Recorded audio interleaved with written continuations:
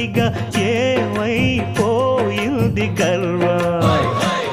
అరే శివుని శిరసు సింహాసనం పొందిన చంద్రుని గౌరవజనం నిన్నే చేసింది వేళ కోళం.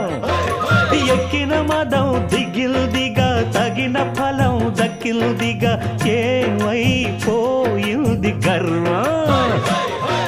త్రిమూర్తులే నినుగని తలొంచరా నిరంతరం మహిమను కీర్తించరా.